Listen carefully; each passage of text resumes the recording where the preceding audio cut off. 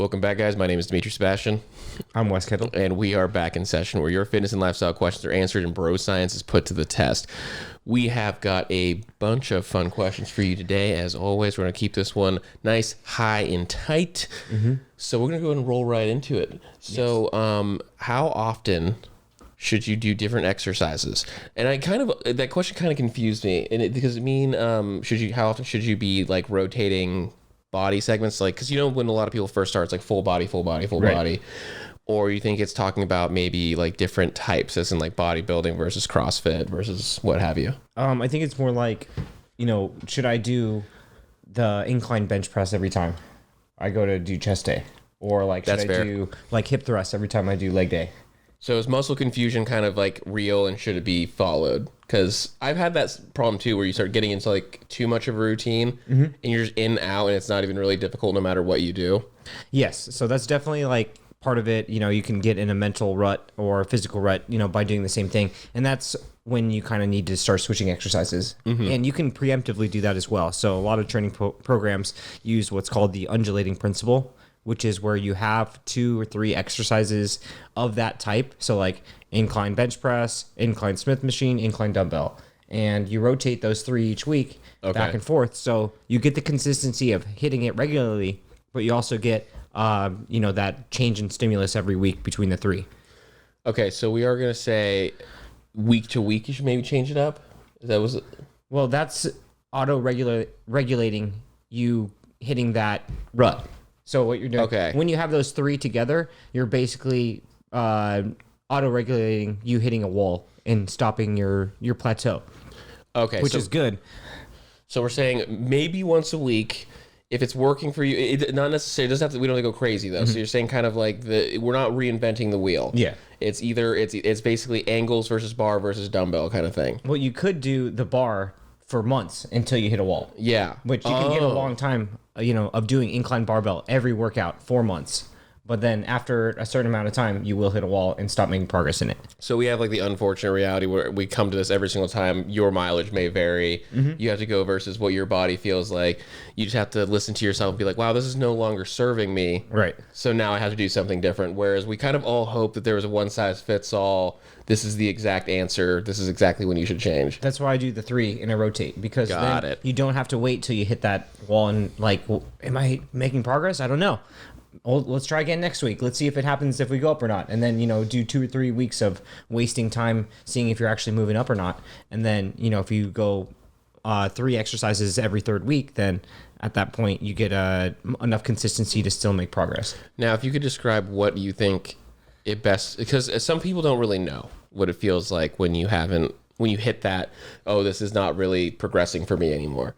Because I would describe it as like this is a slower way to notice, but you go to the gym a few times in a row and you're kind of just like, it's not difficult. There's no challenge. And it's almost like going for like a walk. Like going for a walk around the neighborhood is a non-problem for most people. So if I'm going to the gym and my workout feels like a non-problem, like I have no dread, I have no like this is difficult, or even like you don't even get the big endorphin kick. That's usually when I'm like, oh, like I'm clearly not. I need to kind of mix it up a little bit. Well, yeah, I think that's more of like the mental rut, what you're talking about. It's like you need a change of intensity because you've been stuck in that same rhythm. Okay. For like the exercise that you've been doing squats every workout, I think it's more like once you hit a point where in most cases, I don't think you just stay there. I think you actually start to get a little bit worse at it. Yeah. So it's like, say you get eight squats at like 200 pounds every time. Yeah. And you're like, wow, this week I barely got 7. What happens? Usually I can get 8. And then it happens again next week. You're like, man, I really barely got 8. And 7 was pretty much all I could really get. And then you're worse than you used to be. So at that point you're like, uh-oh, I have to change this to a different type of stimulus. Okay. Yeah. I actually feel like this could be like a whole topic all unto itself. This is actually like, I have a lot of questions I want to dig in this one, and to the person who asked this question, you might have just inspired the next episode, because I think that there's a way that we can talk about this that's more constructive, and we will. Yeah, we could definitely dive deeper in at some point. Yeah. So our next question is, what's your bench, bro? What's your bench, bro? And you know what? I'm going to be completely honest. I got to 225 and I stopped caring. Yeah. I was like, I got there. so I was like, accurate. I can rep 225, and I was just like, done. Yeah. And I actually now am not happy with myself for having done that, because now I'm like, well, now I want to be able to bench more. Yeah. And I was just like, now I have to like relearn all of my power grips and doing that kind of thing. But I will say that I got to the minimum, as it were. You got to the minimum respectable amount of weight. Exactly. Which, yeah, I did the same thing. It was like I got there, I arrived, and then some people were like, well, do you want to really be excellent? And I was just like, no.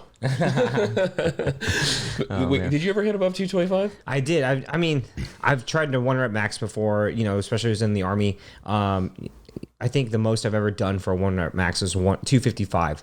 And that was at least 10 years ago. And Yeah. since then, I haven't attempted a 1 rep max. I'm pretty sure that if I spent a few weeks at it, I could easily beat that. But honestly, I don't bench press. I feel like you're getting Yeah. out of 1 rep max age range anyways. Yes, you're just right. because you've already you've decided it's more of you're a physique guy, Yeah. and there's nothing wrong with that. All the health, everything, you can still be very strong. Men's bikini. But you you definitely have made a choice that you haven't, because things with powerlifters, you can your career is never going to be as long as anyone else's anyways. Right. But you build up defenses. Your body gets used to certain things. Yeah. So now if you were to suddenly just be I'm a powerlifter now, I feel Probably snap the something. risk of injury for you is just so high. I agree. And it's just You don't again, pick it up in your 30s, It's like if you yeah. can bench press above 225, you're great. I love Yeah. you. I think you're So awesome. guess what? You're gonna bench press more than us, but we don't care. Exactly. That's the Yeah. thing. It's and you know what? There's a lot of strong guys out there oh yeah, you don't care. I'm sure that's an easy excuse. It is. Yeah. It's awesome. Yeah. I love not caring sometimes. It's Yeah. you can't even bother me because I'm happy for you. I'm just so happy for you that you're succeeding, and I've reached my goal, my very achievable Yeah. goal. I'm coming for you on the incline dumbbells, though. There we go. There it is. There we go. The real men Incline bring out the dumbbells. That's the real king of chest day. Okay. We got ourselves another fuck, marry, kill. I love these. Pre-workout protein powder, creatine. Yes. It's a tough one because I like all of them. Well, it's an easy kill for me because it's pre-workout. Yeah. It's an easy kill. Do you think should we include energy drinks like this in pre-workout? I'm gonna say as long as if it's in reference to your workout, because I can't get rid of caffeine, period, because I die. Yeah. But if we're talking about as far as a pre-workout in general, I'll say yes. So that does count as if I were to drink this before the gym, that counts. Yeah, but only if you were I'm drinking this before my workout to Deal. feel better. So I'm gonna say still, even with that said, Damn. kill all energy drinks / pre-workout. Okay. That's fair. I'm gonna say fuck creatine, marry protein powder, because creatine is good. It works. Mm-hmm.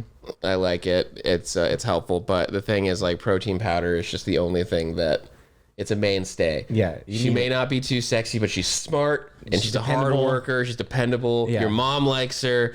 Yeah. It's Mixes well with everything. exactly. That is exactly what protein powder is. Protein powder is the girl next door who has everything you're looking for. And creatine might seem important at the time. You're young. Yep. You're excitable. You want fun, to do it's something crazy. exciting.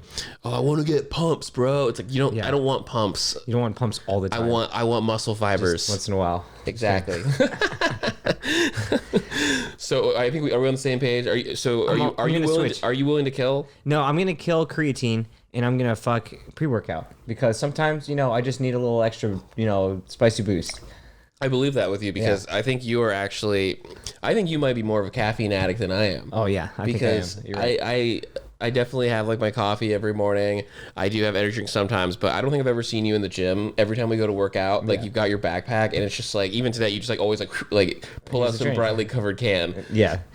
And You got to keep that motherfucking thing on you. that or my pre-workout. You're right.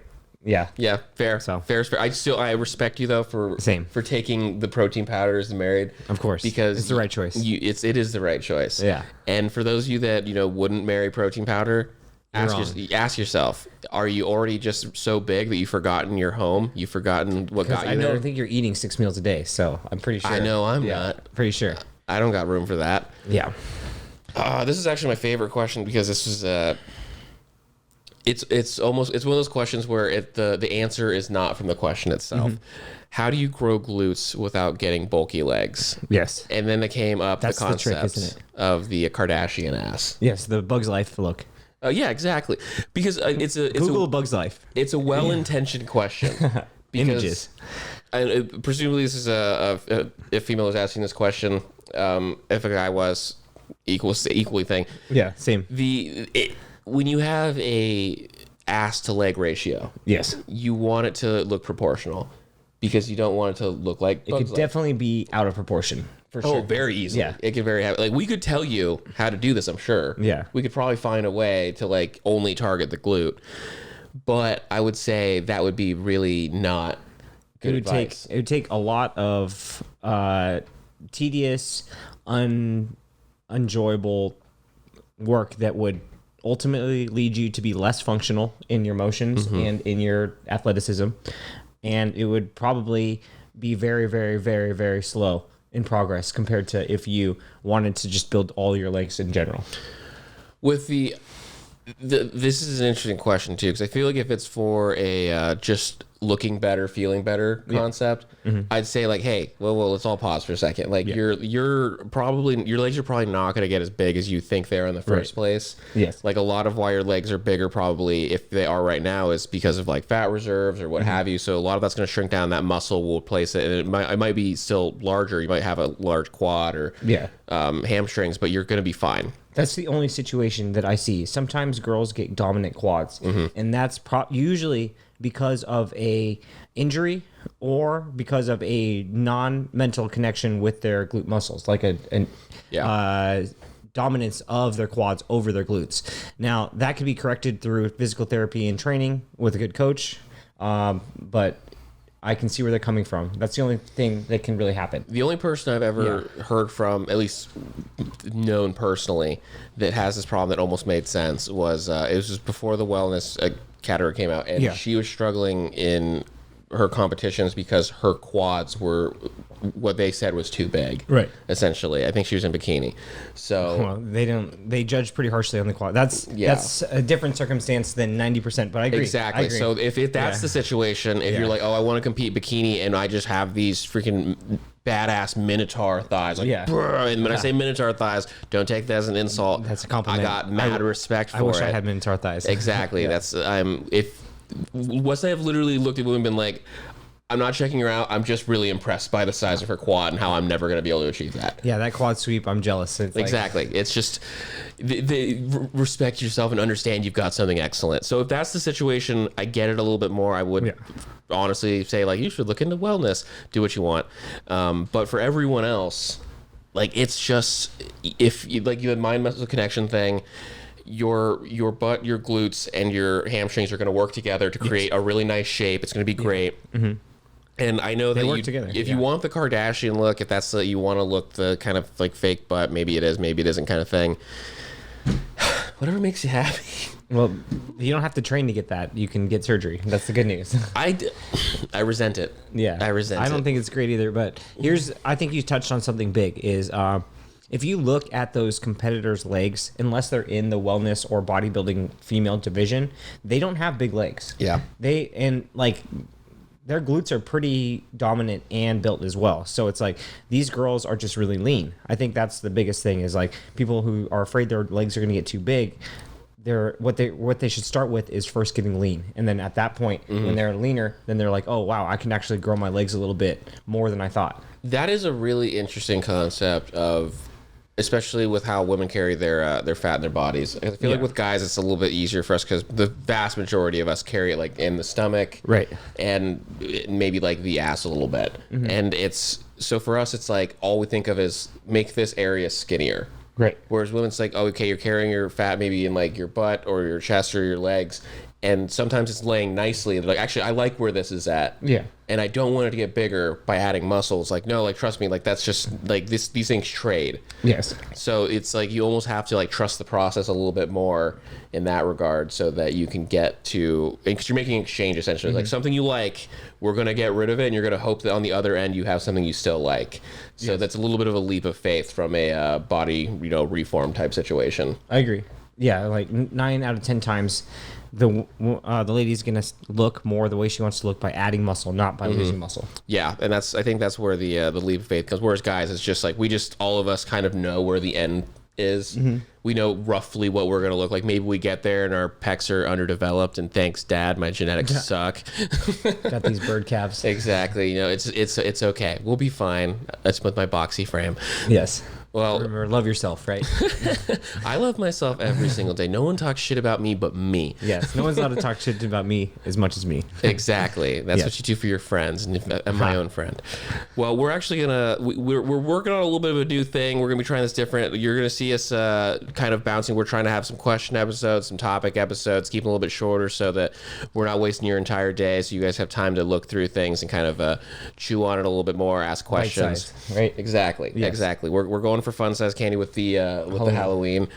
Spooky. If Wes is wearing the same shirt a second week in a row, he knows. Yes. I'm just Thanks for saying this telling me for now. him because he doesn't want you guys to think that he doesn't think about these things, because week to week he's been very I'm aware. good about not wearing the same Rotating. shirt. I'm trying to rotate. Yeah, Yes. he's been very on top of it, so I don't want you guys to think this is not things he cares about. Yes.